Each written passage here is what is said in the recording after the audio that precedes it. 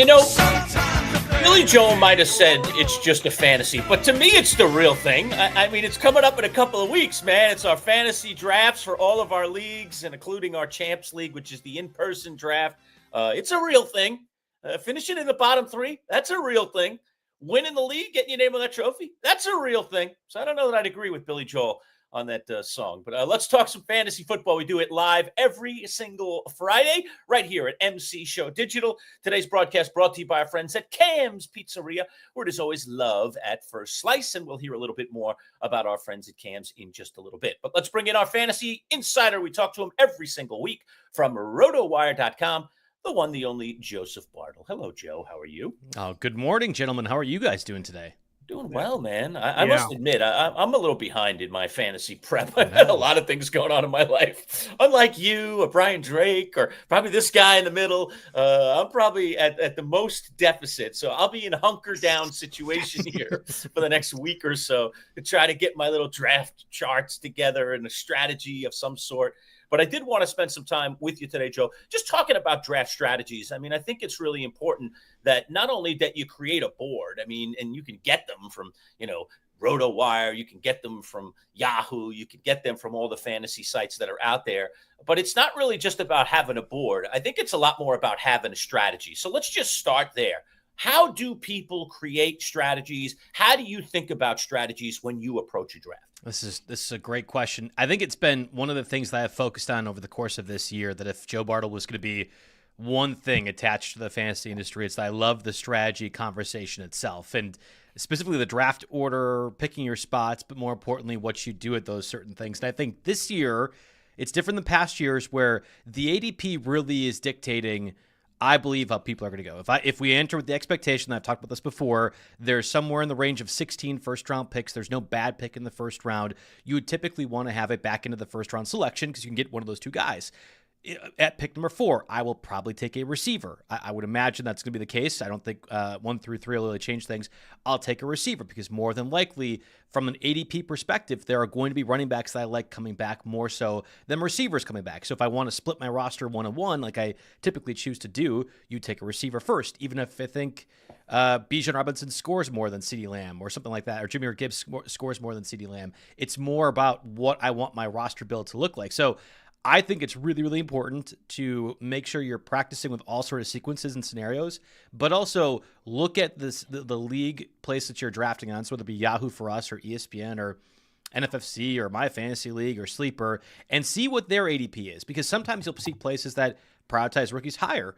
There are other places where rookies are a little bit buried, and you can have those cheat sheets, like you mentioned with RotoWire and other places, already printed out for you. But if you are working off the framework that everyone else in the league sees this sort of queue that's set for one of your leagues, you can then sort of adopt to what the ADP is for that place, and I think be a bit more strategic when you're drafting. Yeah, let me just follow up with that and say, what about the league itself? Like, for instance, let me just talk to you about the Champs League, our top league that you're going to be drafting with us in this year.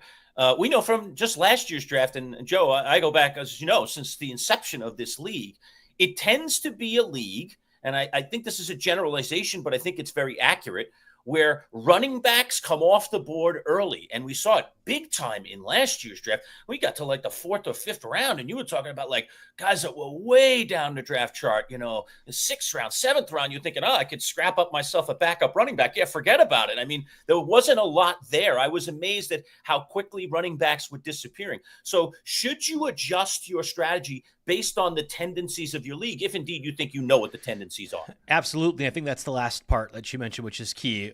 In your friends and family leagues, where you know more or less everyone in your 12-team league, your 10-team league, I think that's really good. And I would even go so far as to say, hey, if you have a Jets fan in your league, adopting to that, making sure that you're a little bit more mindful of what the team camaraderie situations would be, that's always helpful as well too. But I believe fantasy football has gotten a lot smarter, even over the past 5 years or past 3 years. Maybe last year's draft wasn't a great representation of that, but even still, there's so much knowledge out there. There's a lot of different conversations. You almost have to ignore fantasy football to not know at least a little bit about that. And certainly by the end of August, as all the training camp and preseason games are done, we will be at an information high at that point. So you're right. Knowing the tendencies of your league typically, but I do think it changes year to year, and I could be wrong. I could be coming back in the second round and being upset that I'll have to pick between Lab McConkey or Marvin Harrison at receiver because I didn't anticipate a run at running back. But I really think the way that everything looks this year, people would be pretty foolish to sort of pass up where their ADPs are looking just for the first 3 rounds or so. Again, we are brought to you by our friends over at Joe Bartel, who is a RotoWire baby. Look at this on your beautiful screen. They went over a roster makeover here, adding all kinds of superstars and putting some talent around Joe Bartel, making sure he can execute. That's a key piece of the fantasy football the puzzle. Twisted R logo now that they have. Yeah, it is very nice. Look at that thing. Look at that. It's nice. It's very hip. It's very hip. They're very in. Very in. I don't know if I was in class and then they showed the shape. Kids, what is this? I'm not exactly sure if I would be able to discern the actual shape here, and I'm pretty sure that's a proprietary information. I don't even know if Joe's allowed to even talk about this. He's in the mere presence of it here on the program. And, Joe, we got a lot of questions here in the chat. We'll get to those as well. But I want to, we're going to talk about overall fantasy football draft strategies, and we could get into that. But I also want to talk about specific draft strategies that have a name. Label. And then we get into some of those where, it's not just, hey, whatever your strategy is, it's this. So 0 running back. I'm curious because I want to walk through this because, the cool thing is we have fantasy football people of all walks of life. We've talked about a lot on the show about new people coming into the ring, and they have no idea. When I say 0 running back, they're like, what the hell does that mean? I don't even understand. So there's a lot of people that don't know. So let's break some of these down, and we'll start off with 0 running back strategy. When someone says out in the universe, what does that mean? So I'll start at the top, and I'll almost preface this question. I don't subscribe to one specific theory. I'm aware of what they are for the most part. I guess there's some new age ones that maybe I'm not super familiar with, but I would know most of them. I've probably done them unintentionally or possibly intentionally just to try things out in different drafts in the year past. But I would not say there is a be-all, end-all with these things. Now, I went to the Fantasy Football Expo last weekend. It was an awesome time in Canton, Ohio. I got to see our guy, Brian Drake. He did fantastic on the SiriusXM shows throughout the weekend. And I had talked about on one of the panels that I am bland by nature. My team names are always Just Joe because I can't think of anything creative. It would be a career achievement if I somehow created this a draft strategy for people to follow. So I recognize how important it is, but in reality, I think you have to really be diligent about being flexible in your draft. So going over these again, I'm saying this as a fantasy expert. I don't subscribe to a certain one of these or think one is more justified than the other. But if you're to say 0 running back, the idea is that you will not draft at least 1 or 2 running backs up until, let's just say, round 7, round 8. So the idea is you're completely fading the running back position until later on. So your roster might end up having somewhere like a Malik Neighbors and Brian Thomas, and you can get a George Kittle and a top-end quarterback. But what you'll have at running back is Travis Etienne and Ramondre Stevenson. And typically in a 0 running back strategy or format, a way in which you're building your roster, you would then draft the Trey Bensons or the Ray Davis of the world or Bashal Tutin, for example, even though I don't really like him. Like, the idea is you'll take as many stabs at the running back position later on in the draft to then go ahead and hope that you get at least 1, or in addition to finding the waiver wire running backs. And I think in this place, in this league right here, the waiver wire is pretty active, but there are opportunities to go ahead and find some of those 0 running back stashes as well, too. So the idea of 0 running back is to just completely wait to draft that running back position until probably you feel uncomfortable. When you eventually feel uncomfortable about your starting running backs, that means you have then succeeded in terms of the 0 running back strategy. It's funny, let me just jump in for a second, Boy Green. We had a member of our league. He actually won the league one year, Jordan McNamara. Remember Jordan? I think it was year 3, maybe, of the league that Jordan won. And Jordan, he's written some stuff about fantasy. He's definitely a carnivore of fantasy. I don't think he's ever done it truly professionally, but he kind of works in that mode. And he basically said, I'm going to take 10 running backs. And he was drafting running back, boom, boom. And he ended up with this massive running back team. And the one thing that he was able to do is he had unbelievable patience with quarterback. I was like, when are you taking a quarterback? He was in round 10. He's sitting next to me. I was like, are you going to take a quarterback? He's like, at some point, and he just waited. And more guys are going off. The guys are taking their second quarterback, is in our league. A lot of guys take the 2 QBs, love to have that guy for the bye week already stashed on your roster kind of thing, or the secondary guy, just in case you get an injury. And he's waiting. People are taking 2. I'm like, what is he doing? but he was able to put together a tremendous roster. Everybody was begging him for running backs by the end of the year because it was one of those years where all the starters got hurt and he had all the backups, and he ran away with the league.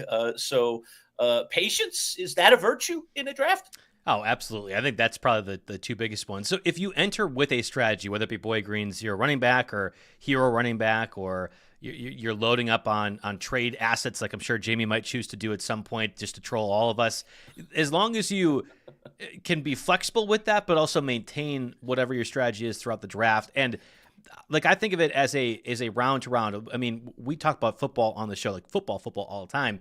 Best player available. That's what all the GMs would say in drafts, right? I think there's an idea that you can still take a best player available within the strategy that you're trying to operate, whether it be zero running back or anything else. But it should not mean that you're completely then ignoring a certain spot or a value, right? Like, I don't know. I can only speak on my Packers' behalf, but they traded away the pick that ended up being TJ Watt to the Steelers and then took Kevin King a little bit later on because they needed a secondary player. Okay, well, it would have been great to have TJ Watt on a team that has consistently needed pass rush help. You don't want to operate that same way, like the way the NFL teams do, where they need to have something, and you don't want to put yourself in that position. So it's, again, why I don't really subscribe to any certain draft theory. But yeah, I think patience is absolutely a virtue in real life and also in fantasy. Yeah, because the thing on the running backs, you just mentioned some of them when I asked you the zero running back strategy, and you're like, you could draft, the Ray Davis of the world and this or that. And when I was hearing those names, it feels like if you're drafting those kind of guys, you're hoping that a certain running back, unnamed, gets pushed down the stairs and, Ray Davis, this guy, Tyler Algier. And you're like, whoa, what the hell? It feels a little messed up, but I guess that's fantasy, yeah? Yeah, there's an argument you said that there doesn't have to be some catastrophic injury for a situation to play out. Perfect example is the Cowboys' backfield. You could speculate on any one of Miles Sanders or Javonte Williams or Jaden Blue, and that can be a starting running back if you get it correct. I think the Jacksonville Jaguars backfield, same thing, whether it be Etienne, Bigsby, or Bashal Tutin. So the way that the zero running back without somebody having a catastrophic injury would occur is that you're speculating on the unknown. I think it's one of the things I got the takeaway from the Fantasy Football Expo this past weekend was there are people and smart people that will buy the dip in stocks. We hear that all the time, and I think that's sort of the situation with fantasy too, where you can be aggressive, especially if it costs you little to go ahead and do to get 2/3 of some of those complicated backfields and say, well, I have a 60% chance of theoretically getting the most valuable guy. And the part that I always get hung up on, and I think it matters less for these people, and I'll explain why, you could get a 60% share of the backfield and get it correct for 4 weeks, for 2 weeks, for 6 weeks, and then there's an injury, or they sign somebody else, they trade for it, or whatever. And those people are typically already thinking ahead in the waiver wire to getting whatever that next share of that looks like. And I think being aggressive and diligent with that response throughout the entire season, not just the draft, is an important part of this. Let's go from zero running back to hero running back strategy. We've heard that one before. There may be some people at the top of the draft this year thinking that way, like maybe this guy right next to me. Let's talk about the hero running back strategy. Yeah, I might as well say both in the picture frame here, because if there is one draft philosophy that I choose to do most often, it would be the hero running back. And again, I've talked about having one running back, one receiver in the first 2 rounds. I think within the first 3 rounds, having that same sort of process applies too. A hero running back would be that you're drafting, let's just say, a top 12 running back at the position. It doesn't have to be like what you think in the NFL, but James Cook, for example, probably is at the very end of that. If you have James Cook as your one starter, and then you look for a Ramondre Stevenson or a Travis Etienne or a Javonte Williams later in your draft, we're talking about a 8-round difference typically from where you've drafted your first running back to that second starting running back. And the idea would be you can load up on volume at receiver, you can get your tight ends and quarterbacks in the same process without completely assuming you will get every home run swing correct in a later portion of the draft. Like you're protecting yourself a little bit. And I think that's probably the best way to approach something. Is it allows you flexibility roster build wise. If you do end up thinking there's a value at running back earlier, you can pivot from the hero running back, but you're at least set at one area that it's not you're praying in the waiver wire week 1 to get something to be a complete hit or home run again. So that's the way I would look at it. If you're taking a hero running back, it's one in the first 2 or 3 rounds, and then waiting a little bit later, let's just say round 8, 9, 10 to get your second running back. All right, Joe, let me ask you about, not mine, this is a friend I know that has a number 1 overall pick in a certain fantasy football league, and the balance is this. Do you take for my friend, would he take the best player available Or would he be talking about some of the strategies we talked about at the beginning of the show, right? So if this friend was to take a certain running back with the number 1 overall pick, not because he thinks he's the best player on the board, but because by the time it swings back around, who is going to be in more of available stock? More of those running backs or more of those receivers? How do you balance that line for my friend who has the number 1 overall pick in those waters? I truly don't know if I can answer that one in a way that I would say affirmative one or another, or one way or another. I would typically take Ja'Marr Chase, number 1 overall, and I feel confident in the way I'll draft, especially let's just say round 4, 5, 6, that I can get running backs later on. But that's not always what people do. And in fact, I think we talked about this last week. If you don't feel like a rookie running back is something that you want to start right away, then you almost by necessity can't take Ja'Marr Chase, number 1 overall, because the ADP and the way players come back will typically not allow you to get the running backs, or in round 2 and 3, you're overdrafting players that probably shouldn't be going there. The value, if you have the first overall pick, especially coming back on the 2-3 turn, is a lot more receiver heavy than running back. It changes, obviously, depending on the draft and who you're in it, but typically it's more receivers. I'm really not trying to just push the RotoWire stuff all the time, but the way that you can feel comfortable about this is using the mock draft tools at RotoWire or other places as well. You can plug in this league setting here right now, the Champs League, all the scoring systems, your roster, whatever else. You can plug that in. You can draft against AI 2, 3, 4 times. What does it look like if I take Ja'Marr Chase, number 1 overall? What comes back to me typically? You can do that 2 or 3 drafts. It goes really quickly. You can go ahead and take Bijan Robinson, number 1 overall. What does that mean if I take receiver early on? What if I choose to push up one of those running backs like a Kyron Williams or an Omarion Hampton at the 2-3 turn? Using the RotoWire mock draft tool, download anywhere for free on the RotoWire app, RotoWire Fantasy Football, or on the software itself. All you have is a login. That's a really, really good way to answer this for yourself. Myself, Joe Bartel, feels fine going Ja'Marr Chase because I can go ahead and take some other running backs later that I like. But that does not mean that's the right answer for everyone out there, and I understand all sort of concerns that you might have if you don't want to have Ja'Marr Chase be the first off the board. Well, thank you for that. I just want to say thank you for that information. I will be sharing that with my friend. Okay, good. We're talking with Joe Bartel, RotoWire. It is our fantasy football segment. We do this live every Friday at 10:30. Obviously, pile up your questions in the comments. I see they're already starting to pile up. Let me just take 30 seconds to tell us a little bit more about today's sponsor, Cam's Pizzeria. We'll come back. I got a couple more questions for Joe, and then we'll go to your questions in the comments. Stick around. More to come right here on the Manchild Show with Boy Green Digital. When you think of Cam's Pizzeria, think about 2 of your favorites. Their zesty buffalo chicken wing pizza or their tasty chicken bacon ranch. Over 16 specialty pizzas made fresh daily with the best ingredients. Indulge in their homemade calzones, subs, wraps, salads, and their famous cannolis for dessert. They're all made with love just for you. Order online for 10% off at camspizza.com. Locations in Camillus and Oswego. Cam's Pizzeria. It's love at first slice. Well, Joe, I'm dying to get this one off my chest, and that is selection of the quarterback. In Joe Bartel's world, when is the time to take a quarterback? I am waiting pretty typically until way later in the draft. Now, I don't want anyone to think that's listening, that's going to be participating in the draft at the end of the month here, that's necessarily what I'm going to do. In fact, there is a co-host on the show here right now who has a pick right around me, and another one that's a pick right around me. So I don't want to tip off and say I will just for sure wait at quarterback. But I do think if you're not drafting the first 5, so it would be Josh Allen, Lamar Jackson, Jalen Hurts, Jaden Daniels, and I think Joe Burrow in certain formats qualifies at the top 5. If you're not drafting those top 5, I don't see a difference between Baker Mayfield or Bo Nix at 6 or 7 and Jordan Love and Trevor Lawrence at 17 or 18. Now, you can disagree with me on that one, but if you enter the premise that maybe Bo Nix has a 10% better chance of scoring on a week-to-week basis higher than a Trevor Lawrence or Jordan Love, you're allowing yourself a lot more flexibility to do other things in the draft. Now, there's an argument to be made about stacking, which I think specifically matters this year because not only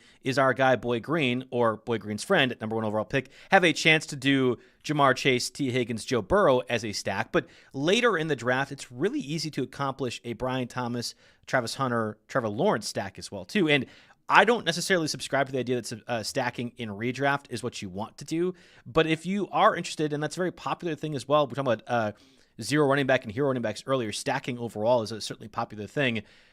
it can be accomplished very easily this year. And in that regard, if you're pushing up a certain quarterback because you're completing the stack, and I think the Buccaneers is another really easy one to go ahead and do as well with Mike Evans, Chris Godwin, and Baker Mayfield, that's fine with me. But if we're just saying generally, quarterback 7, again, Bo Nix or Kyler Murray or Dak Prescott's kind of rising up to that spot, if they are all more or less the same as what you think 10 quarterbacks later, you can be one of the last to take a quarterback that starts for you, and I think be able to have a lot of success. All right, let's go into some stuff here. I see Phil, you're a member of the Boy Green Coffee Club. I appreciate that. And more details to come perhaps on a Manchild show with Boy Green digital version of that. We'll have that coming up here. Jamie the FedEx guy, of course. How confident is Mr. Bartel in number 4 pick 2 weeks out? More confident than Jamie will ever be in his life. Okay, there we go. That is very direct. Sometimes very a good. soundbite is all you need, baby. Just move right on to the next one. All right, there we go. I see we got Jared B in here with a zoinks, and his question is this: who are your top 5 running backs, Joe Bartel? You just mentioned them for quarterbacks. They're sort of in this tier of boom, boom, boom, boom. How is it in the same way for running back? Yeah, it would be Bijan Robinson, Saquon Barkley, Jahmyr Gibbs in some order. I guess in my mind, it's Bijan, Jahmyr, then Saquon Barkley. The 480 carries dating back to the Super Bowl has me just a little bit worried. The Madden curse has me just a little bit worried as well, too, with Saquon Barkley. And all things considering, I typically am not drafting Saquon Barkley, but he'd be number 3. Then there's a debate on 4 and 5. I think conventionally you'll see Ashton Genty and Christian McCaffrey in some combination of 4 and 5, and you throw Derrick Henry into that mix. I would say in a single season, here's a half-point PPR. Derrick Henry probably is the one that outscores both Ashton Genty and Christian McCaffrey. But Christian McCaffrey has league-winning upside. It's fun to draft the rookie in the case of Ashton Genty. Like there are other reasons to say these guys are right around that range too. So how you quibble with that really top 6 of running backs, I think is up to personal preference. But conventionally, it's Bijan, Jahmyr Gibbs, Saquon Barkley, Christian McCaffrey, Ashton Genty, and Derrick Henry.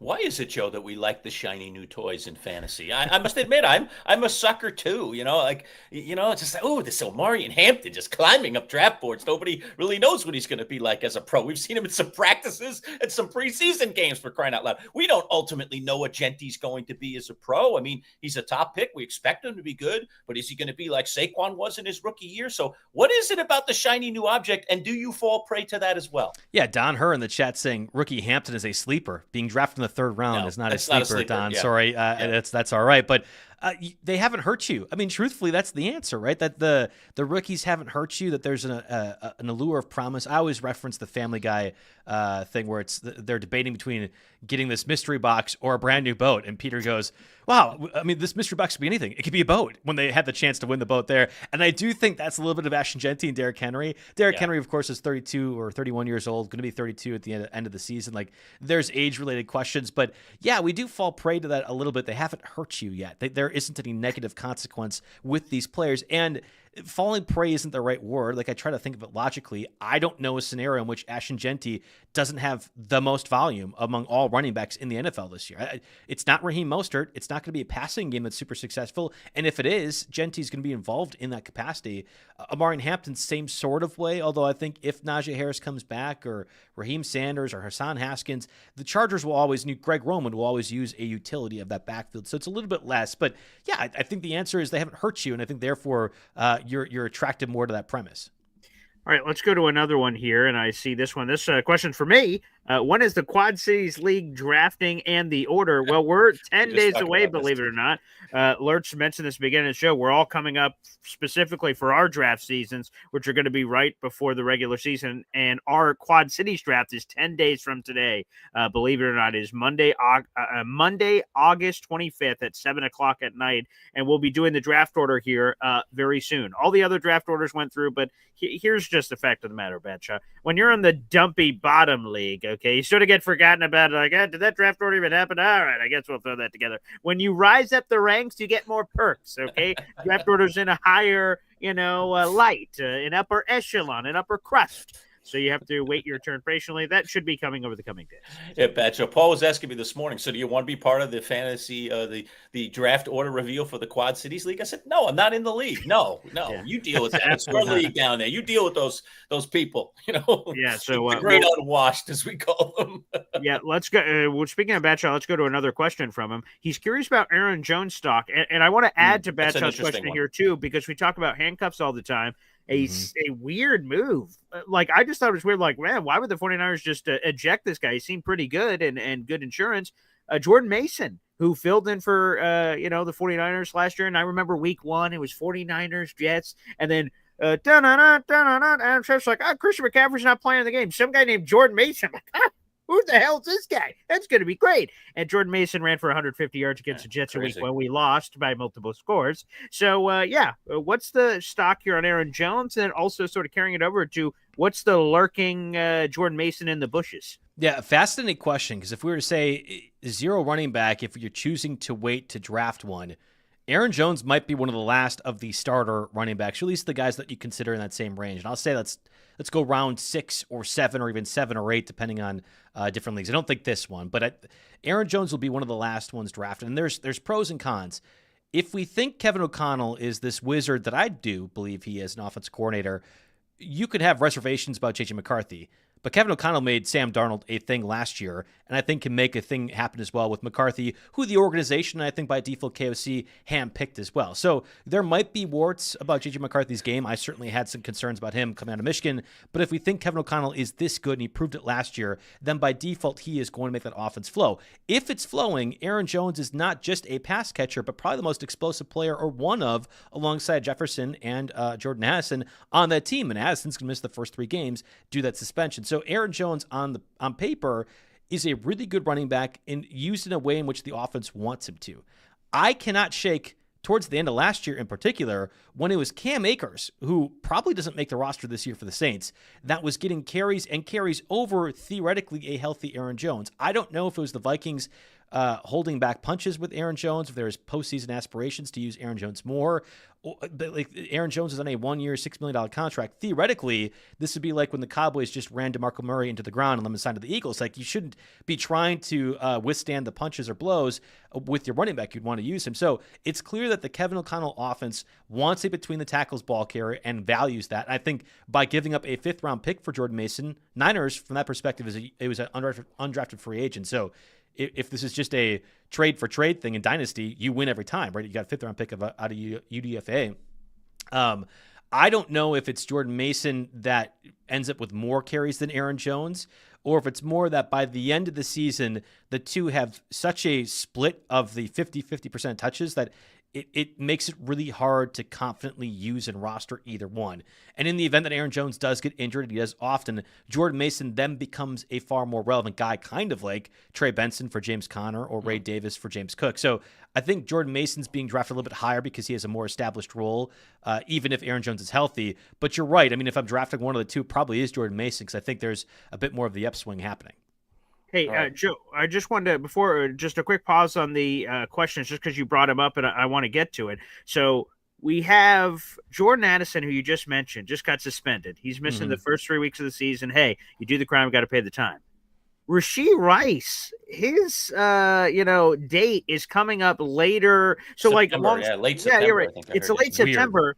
Yep. Which is interesting. You look at the Chiefs' schedule, all of a sudden it looks like Rashee Rice is now going to be available for the first month of the season. They play on Friday night against the Chargers. They have an America's Game of the Week against the Eagles. They play on Sunday Night Football against the Giants, and then they play against Baltimore Ravens, which also is going to be likely the game of the week.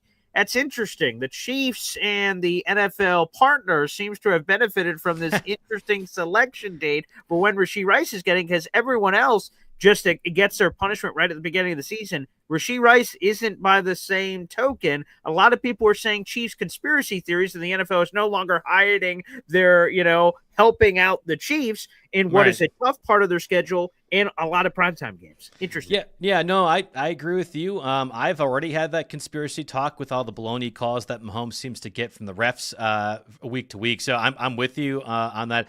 From a fantasy perspective, and that's all I can really answer, I don't even know if I can answer that. I am still assuming Rashee Rice is going to get suspended 6 to 8 games. That if it ends up being an 8-game suspension, it gets worked down to 6 games. And in the event that Rashee Rice is suspended 6 games, you could probably have him get drafted in the 6th round, 5th round, in that range. Like what could happen if Rashee Rice is healthy all season is he's a 1st-round selection. So there's a massive windfall if you do get this legality part of things correct. But if we are assuming that he is going to get suspended to some degree, it's probably best to say, all right, he's going to be the number 1 receiver for the Chiefs offense when he's healthy, when he's out there. And I think there's a lot of people that are saying, I wish the suspension would have happened earlier because then it completely clears him from that knee injury that happened in week 2. It sounds like that knee injury isn't a concern, that we really don't need to be factoring that in anyway, that he'll be ready if he were to play week 1 or if he does end up playing week 1. But now if it ends up being, here's the suspension that occurs week 5 into the season, if it is a 6-game suspension, that is during the middle of all the bye weeks. We're getting close to the postseason as well, too, at that point. And it makes things really frustrating. So whereas I was probably more willing to draft Rashee Rice in certain roster builds, if this is a scenario, and thankfully we have a couple more weeks yet to hopefully find more information, if this is a scenario where he'll just get suspended midseason, that might be a guy that I just take off my board, and I don't want to deal with a headache. Yeah, oh boy. All right, I'm going to pop back up this auction question here that we saw for a second from Matthew Bates. All right, so this is a good one for you, Joe. You can read through all of this. A $200 cap auction league. Any of these players' salaries worth keeping, and you have the list there: Bucky Irving, Bo Nix, Alvin Kamara, Marvin Harrison, Justin Jefferson.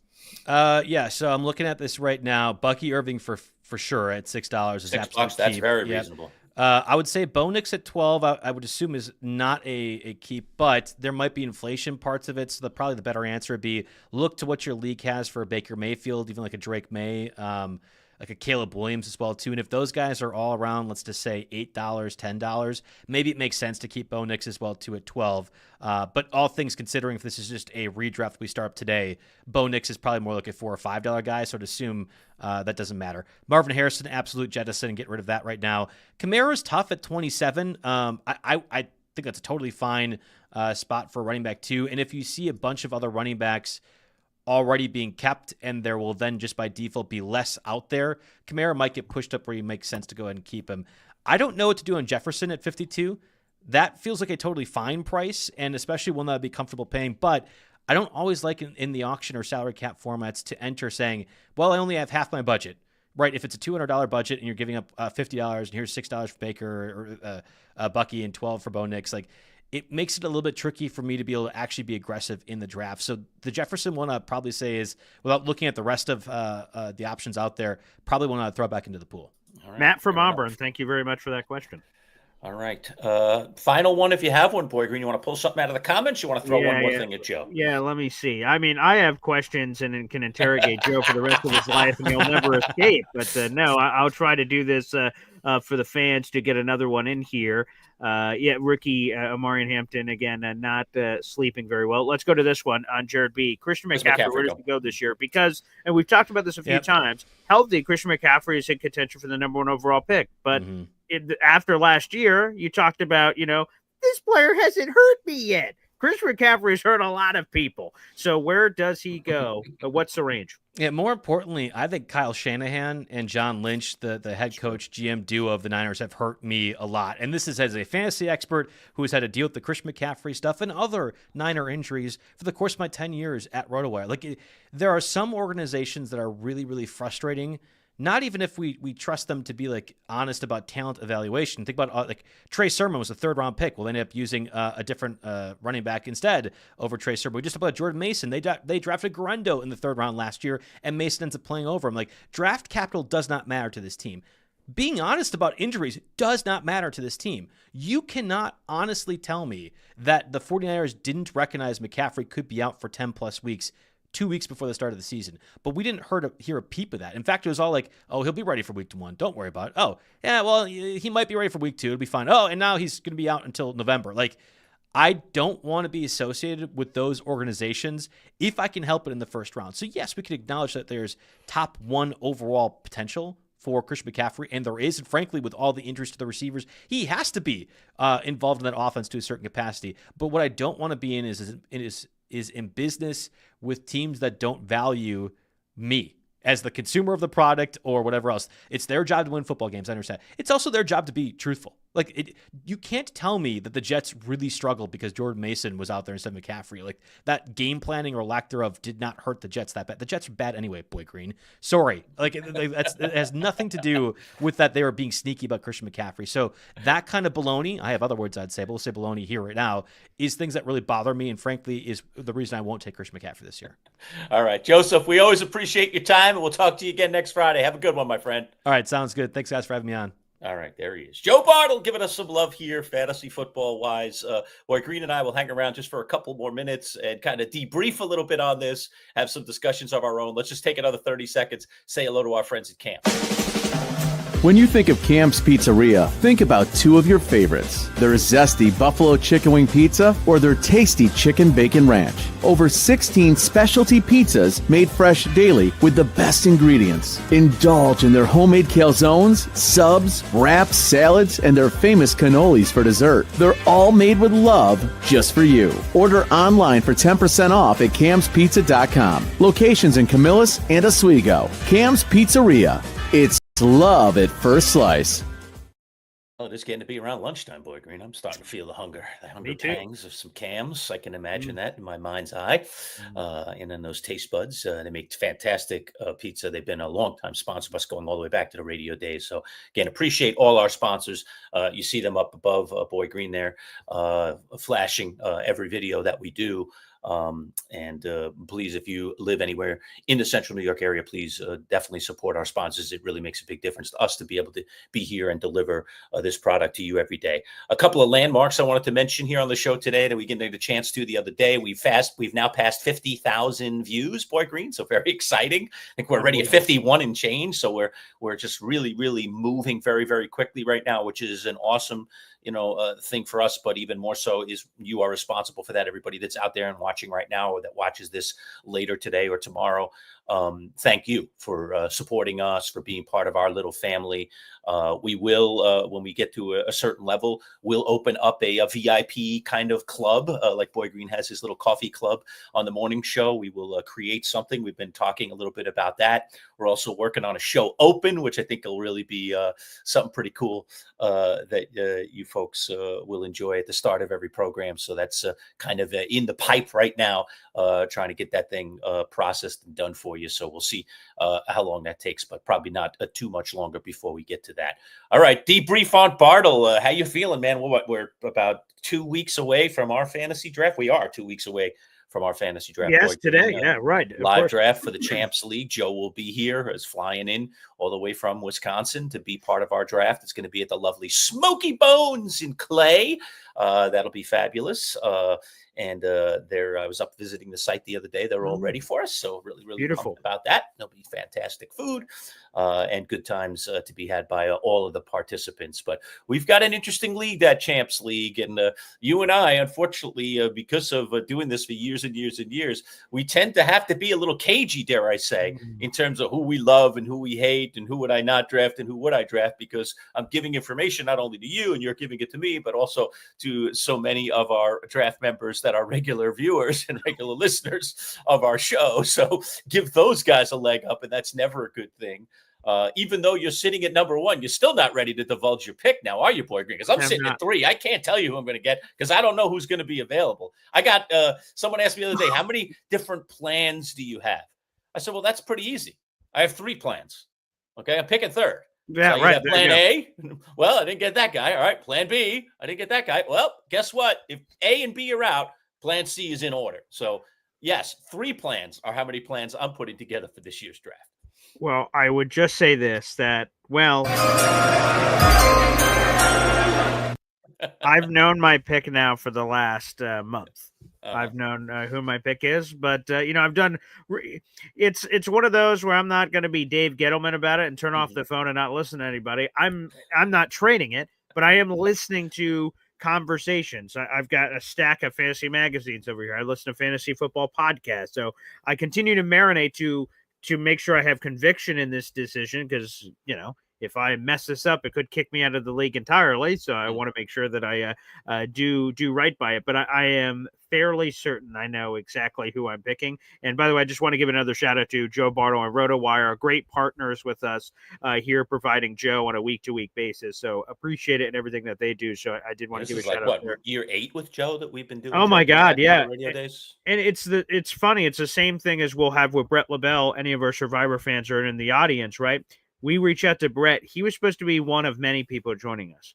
Joe was supposed to be one of many fantasy football people we were considering, and that it evolves and turns into this weekly thing is pretty cool. So, yeah, it's been amazing. And to be honest, I love when we can rotate with certain people, like, for instance, Bills Land Lurch, obviously, we're friendly with Matt Beauvais. We're friendly with Sal Capaccio. We're friendly with Anthony Prohaska. There's just so many Bills guys, but we can't do 3 Bills shows a week. We can only do it every once in a while. So some people naturally have to rotate, but I do love when we can sort of expand the family and have people join us on a week-to-week basis. Batch, I just mentioned it on my Jet show. Bob Lederer, he was only supposed to join me once to promote his book that's over my right shoulder here, and now he's a regular part. He joins in every Friday. He just went to go celebrate some birthday in his family. He brought the podcast gear so he could do the show this morning. Awesome. Insane. I'm like, what are you doing? Like, take a vacation, man.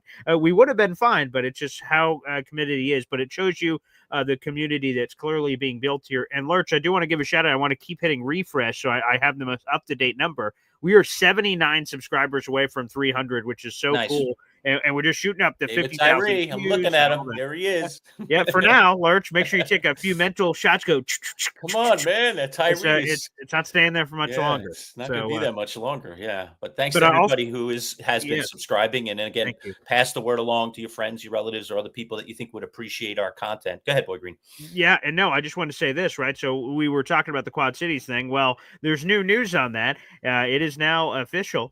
Me and Badshaw will be doing the draft order reveal for the Quad Cities League. Nice. He's agreed in the middle of the show. I went, you know what, Badshaw, do you want to do it with me? Let's do it. He will be the numbers guy who will be replacing Lurch here, and we will do it. So we'll be doing that somewhere in the next 72 hours. We'll have that Quad Cities draft order reveal done. That'll be in the books, and everyone who is in that Quad Cities League will have a chance to do it. And I want to make sure that this segment, Lurch, is not just a inside joke, that only the 50 some odd people that are involved in this league are the ones answering questions. It's like a private interview, because it's not. I want everyone out there in the universe that watches this interview, either live or after the fact, this is a safe place where you can ask your fantasy football questions and get them answered by a fantasy football expert. You don't have to be in our leagues. If you're not, that's okay. Fine. We already have all the spots filled. As a matter of fact, to be honest, the data suggests that you are most likely not a part of our league if you're watching the show, because it's, we've only had so many people that can be in. But I would also say this: if you are interested in eventually joining one of our leagues, crazy stuff happens all the time. People drop out.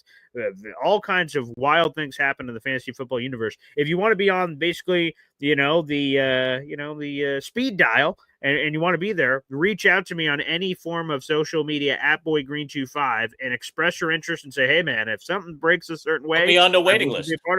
And to be honest, that's what I do. And I have it ranked from priority of whoever reached out first. And it's a constant running waiting list. So every time a new person comes up, I call number 1. If he's no good, I go to number 2, number 3, number 4, and I go all the way down the list. So, folks, make sure you guys take full advantage of it. So it will be awesome for Badshaw and me. We'll be doing that Quad City draft order reveal.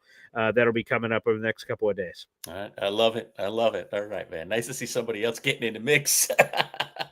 All right. And Lurch, we've talked about this before, but I just want to address this. So Matt from Auburn, he hasn't been in the Champs League in a long time, so he probably has forgotten what it even looks like. So he's asking been a while. Sorry, Matt. And now that we're in the digital world, what's your response? Because a few people have asked about this. Is this something you'd want to do? Do you like the sanctity of the fact that it's not live stream? Like, how do you sort of balance that for the fans?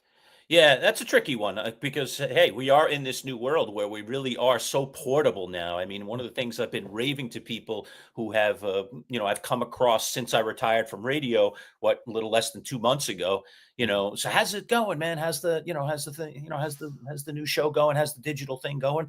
And most of my feedback has been incredibly positive, where I'm just like, wow, not only the ways that we can do things and the video element that I think makes it so impressive and so versatile, but also the fact that we really can work around people's schedules. We can do things live like we're doing right now, but we can also do recorded things and drop information to people when we can.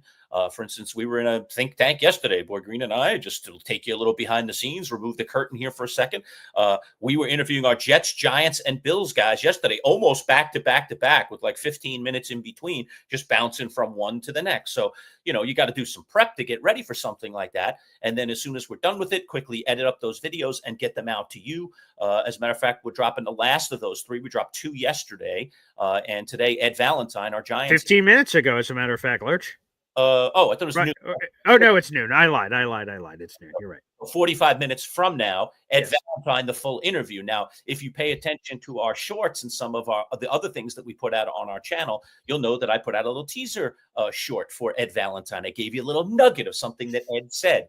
I also did that with Jake Asman, who joined us yesterday for the Jets, and also for Anthony Prohaska, who joined us yesterday for the Bills. So we'll be doing that too, kind of titillating and teasing or giving you some kind of like snapshot after effects. So if you don't have time to sit down and listen or watch the whole video, what you can do is go into our shorts and grab a couple of the highlights, because I try to find some of the best stuff or some of the most interesting things to see if I can tickle you a little bit, dare I say, to say, hey, you might want to go check out the rest of this interview. This guy had some pretty interesting things to say. And certainly our insiders are regulars. And this goes really back to our radio days, Paul. So just, for those that, are not our longtime radio listeners that have joined us just simply in this digital world, didn't even know who I was before they entered this digital world. You should know that on the radio show, for the 23 years plus that we did the radio show, one of the things that we built as we got into that business longer and longer was, I sat down with Paul and even Bud, my prior partner, and I said, we ought to have, what I like is when we have guests back. At the time, just getting different guests for different things. But then every once in a while, we'd have a guy back a second time or a third time, and I'd be like, that guy's really good. And I love the way he gives us information, and I love how he interacts with us. And it's really a lot of fun. We ought to get him more often. Mm-hmm. And then you and I started doing the show together regularly, and Bud retired. I said, Paul, I want to philosophically change a few things about the show. And one of the things I want to change is I want to get regular guests. I want to find really good people that are good in a specific area and bring them on every week so that we can develop a relationship with that person. And dare I say, just like a good sitcom, I'm a Seinfeld watcher, but yes, of course, it's out there, the story carries on, yeah, well, that happened last season. That happened, 2 episodes ago. And all of a sudden you hear about it again. Well, that's the beauty of bringing back regular guests is, hey, I can call you out on that thing you said a month ago. And we can have a little discussion about it, sometimes heated, sometimes not. But it makes for a really fun, engaging world. And we've done that with some really, really terrific people. And the first person that pops into my mind in the last couple of years is we have an NBA insider. When we get into NBA season, he'll be popping up in our videos, maybe some of our live streams. And that's Sean Devaney. And yes. Sean writes these days for Heavy, but he's written for other publications. He's a very well-versed NBA guy. And Sean, we have a lot of fun with Sean. He knows I'm a nutty Knick fan. He knows Boy Green loves the Celtics. He teases us. We tease him. He knows he's always getting his obligatory Knick question no matter what. He rolls his eyes at me. And it's just like a nice, fun thing. And I think it really lends itself to the community that you build. So we've been doing this going all the way back into the radio days, and we're certainly going to extend it into this world of digital. And you're already seeing it if you're already a subscriber, if you've been paying attention to the things that we've been putting out. So, and this is cool, Lerch. Let's throw this up from Phil. I was a loyal listener to your radio show. Wasn't sure about you guys going digital. I like it a lot. BG's Jets are going down tomorrow night. Some Jets Giants Smack Talk, which is good. Yeah. But Phil, and we tried to tell a lot of people this beforehand, that I get it. I get that it's different, and it is. It's different for us. We're sure. in these new places, but I will tell you that, and again, I know it's different turning on the radio and just turning it to a certain dial, and then you just hearing us at a certain time every day. This is just as easy. It's just different. And I know change is hard for people, but I'm glad, Phil, that you made the turn. We have content out every day. We've got shorts. We've got all these things lined up so you can get all kinds of content. And quite frankly, it's even more convenient because in the radio world, all of our content we did was not accessible to the general public. All of our content here on YouTube is accessible to everyone for replays anytime. What did Paul say during that thing? Rewind it. You can hip check me. Wait, Paul, I heard you say at the 3-minute mark, of your last video, you did this. Keep me honest. There's all kinds of things that can happen here. So, Phil, I'm glad you made the transition, and hopefully a lot more people are going to continue to make that transition, Phil. Obviously, you're wrong. The Giants are going down. It's a battle of undefeated teams. The Jets are clearly going to win this battle, but I do appreciate your chutzpah, though. Yeah, and it's different. And the other thing that I've been telling people say, I said, yeah, I think I'm working harder. Right. And they're like, really? I thought the whole point of doing this was to make life a little bit easier. And I say, well, in some ways it is, in some ways it's not. I mean, the harder is that, when you're building something from nothing, we had something that we built for 23 years and now we tore that down. And while it's not completely torn down, it's in a different format. A lot of people were trying to bring them over, hey, come on over, you can do this over here. So that's been the hard part. And the hard work usually comes at the beginning, right? When you're trying to rebuild that loyal base back up, which is what we're doing right now. So again, appreciate every one of you who has joined us at these early stages already. It's only going to get better. I'll tell you that right now. I learned something new in this digital world every single day. So it's been fascinating to me. But then the good part is, the radio days, we're in that studio, for the last bunch of years, you're doing our show from 10 in the morning until noon, 5 days a week. Well, if Lerch has a dentist appointment, if Paul's, got a family emergency, okay, well, Paul isn't going to be there that day or whatever, and so it's much easier to miss stuff. Next week, for instance, I'm going to be traveling down to New York City. My birthday is next week. I'm going to celebrate with my sister, whose birthday is right around the same time.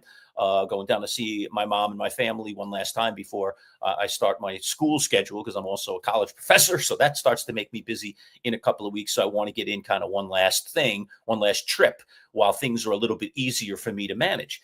But I'll be down in New York. I bring my gear and all right, you're not going to be, seeing the exact same backdrop you're seeing today, but I'm going to be on the air just like I normally am. So that's the great thing, is you just need a little bit of equipment. You bring it with you and you're portable. So it's really, really cool. It makes life a lot easier a lot of times, and it kind of keeps us together a lot closer. So. And just to answer this question real quick from Matt from just to go back to it. So, yeah, so what on the Champs League live stream, he wants it. I'm sure a bunch of people who are not in the league would like to see it, but what's sort of that balance there of doing that? And also, like I said sort of earlier, the sanctity of everyone sort of right. Yeah, I'm sorry. I went off a tangent, never really answered Matt's question. So thanks for bringing me back full circle to the question. I do that every so often. Right. Yeah, so it's interesting. I might be more intrigued just to talk about this kind of openly off the top of my head. Sure. To maybe do our Chumps League as some kind of live stream, because we've been talking about maybe doing a live draft for the Chumps League. Maybe that's a way to bring it differently, where we bring everybody in on a computer screen. You're sitting in front of your screen and you're making your picks. I mean, you see it if you listen to Sirius Satellite Radio, the Fantasy Sports Radio channel. They do a couple of air drafts literally while they're on the air, and then they have somebody kind of talking about it while the draft is going on and dropping the picks.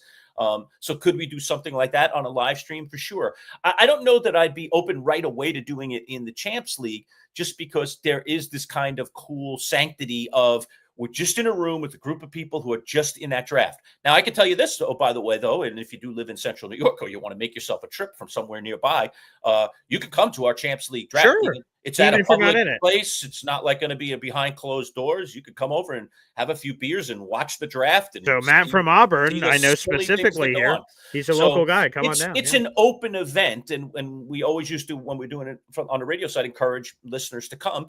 Sometimes a handful of people would come. It's not like 200 people came or anything. No, definitely not. A handful of people might come and kind of come by for a little while and then, head on out. So nobody's really come just for the draft. I don't know that drafts are all that super exciting, other than to the people that are in it. But I think that, some of the things that you can do and get away with, when you're just with a group of friends and you just, teasing each other, sometimes doesn't lend itself as good to the broadcast realm. So I don't know if I'd want to stream that or not. That's something I'd have to think about. But yeah, the online version is very interesting. Again, Matt from Auburn, feel free to come down. It'd be great to see you. It's been a while. You can grab food and drink at the wonderful Smoky Bones, and I'm sure you get some fun of all the banter that's going on there. So feel free, for sure, absolutely, to come through. And I see Don Herr here is asking, Boy Green, how's the engagement ring doing? Still engaged, but I'll tell you this. There's been a few scenarios here, Lerch, where I've just been at a place, and it was easier, and I didn't even think about it, to say wife instead of fiance. And my fiance was in the room when I was like having to explain something real quick, and she said, "Ooh, that wife thing sounds very nice." I'm like, "Well, it's available," and we'll see where it goes from there. So thanks, Don. Yes. That's. Am I wrong about this or not, but is that the ring guy? Is that the Don, the ring guy? Is it? I think it might be. I think that might be Don, the ring guy, which is why he's asking about the ring. Oh, I see. Oh, it could be in this new world of YouTube where they've made a couple of updates. Correct. It's harder to recognize the people for who they are. Oh, could it be? Oh, interesting. So, yeah, please reveal yourself, Don, if that's true. I don't think so because as I just double checked it, he was Diamond Dave, not Don. So unless that's his middle name, I have Diamond Dave here right in my my thing here. So, really? No. I think you're right. Actually, I've got two diamonds. It's definitely Don. I think you're right. It's 100% Don. That might be Don. That might be Don, the ring guy. I think 100%. Now, because I just looked up, I'm like, okay, I can look at my Twitter DMs very quickly. I'm like, how many people have I talked to about diamonds? Hopefully not many. And there's only two people that came up: a guy named Diamond Dave and Diamond Don.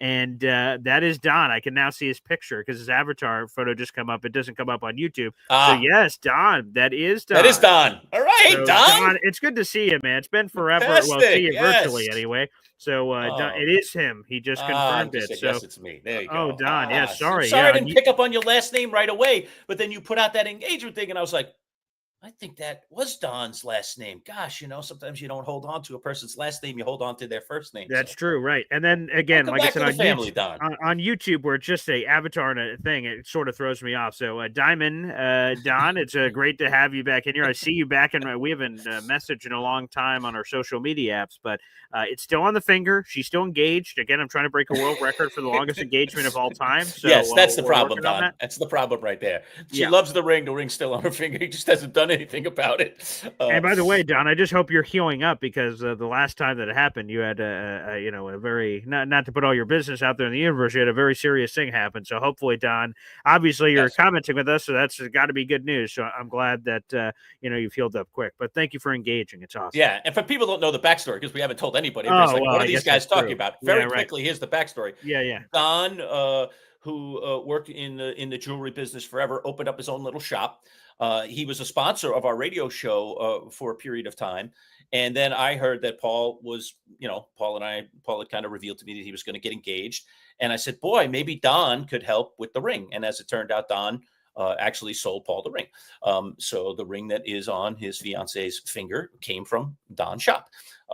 So there you go. So that's the backstory. So that's how we know Don, and that's the whole connection to Don. So the fact that he's back in the building and a sponsor of our show, so it's just really cool that we put all that together. So amazing. Excellent. So Don, great to see you in there, man. Yeah, and I hope everything's going great. All right, Boy Green. Any final thoughts before we wrap things up here on a Friday?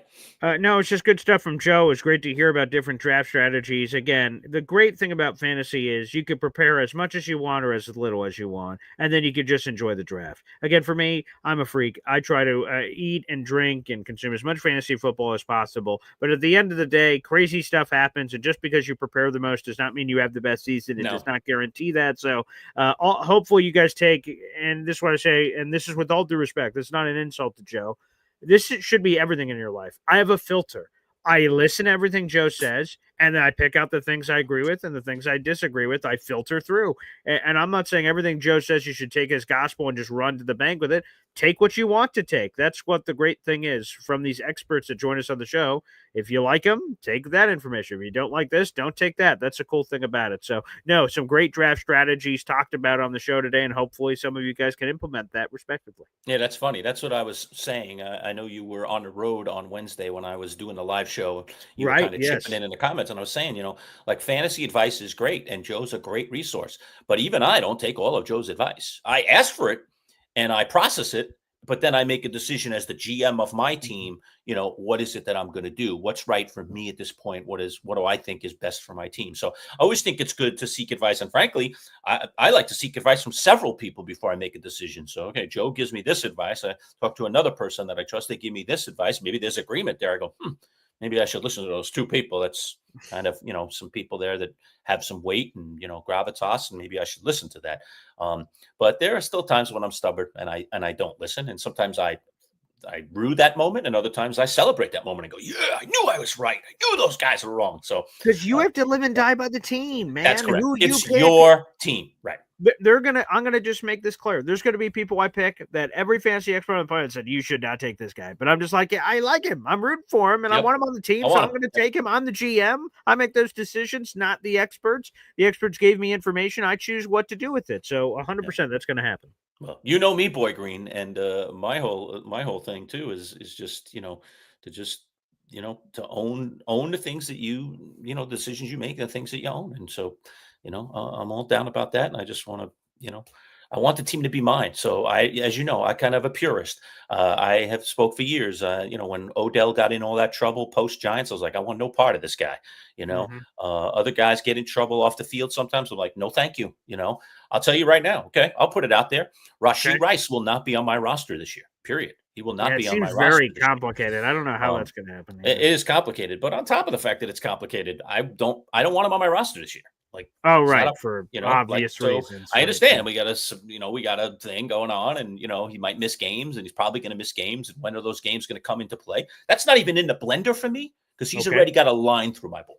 He's not on my board. Off the draft board, okay. I mean, I don't know. I never say never because remember that time, right? Who was it that I took? Was it Tony? Odell Beckham Jr. Was it Odell? Kadarius Toney. No, it was Kadarius Toney. It was Kadarius Toney. Oh, how dare you! It was just a really late in the draft, and nobody was taking Tony. And I looked at what was left, and I was like, ugh. And I had said beforehand, I'm not taking Kadarius Toney. I hate that guy. And then I did take him.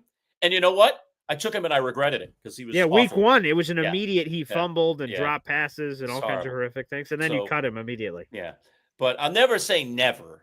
But Rashee Rice would be a miracle dart throw at the end of the draft if just everybody agreed with me. Like, I'm not touching this guy with a 10-foot pole, and I was like, well, in round 15, it might be worth a gamble to just stash him. And see what happens. So did Lerch just quote the $1 Million Man? Everybody's got a price. Apparently look, so. Like everyone else, I want to win. So, if I see something out there that could help me win, So Rashee Rice, we'll see on Manchild's fantasy team in 2 weeks. I consider my moral high ground before I make the pick, but sometimes, the moral high ground goes out with the bathwater because it's just too much value. And I'm like, and my thought always is, well, I can get him and trade him. All right, sure. Maybe he does produce, and then I can get him off my team, but I can get him off my team and get another quality guy. So that's another way to think about it sometimes is you don't always have to keep everyone you draft. Remember, sure, you can move and groove, be very active. All right. Okay, so look, again, every Friday, it's this Joe Bartel thing. Starts at 10:30. It's a live show. We'll usually do a little quick wrap-up like we did today. And if you have any other additional questions, we'll try to get to them. We get about a half hour with Joe because he does have a very busy schedule. So we have to be pretty tight and manageable with our time with them on Fridays. So if you do have questions, get them up in the comments as soon as you can once we start taking questions. Because that's how we'll get to them all. And if there is anything that Joe doesn't get to, Boy Green and I can always take a stab at it ourselves and give you our advice if you care about that. All right. Well, as they say, we'll just put a nice, neat bow on this one here on a Friday. Everybody have a wonderful, wonderful weekend. Ed Valentine dropping in about 30 minutes from now. Our Giants insider, get the scoop on the injuries in Giants camp, what he thought. I think he even previewed the Snoopy Bowl for us a little bit. Against the Jets. Some Jet stuff in there. Check that out as well. So that's coming your way in just a little bit. And again, more content as the week goes on. And looking forward to being with you live again on Monday morning at 11. Everybody have a great weekend. Take care, everybody.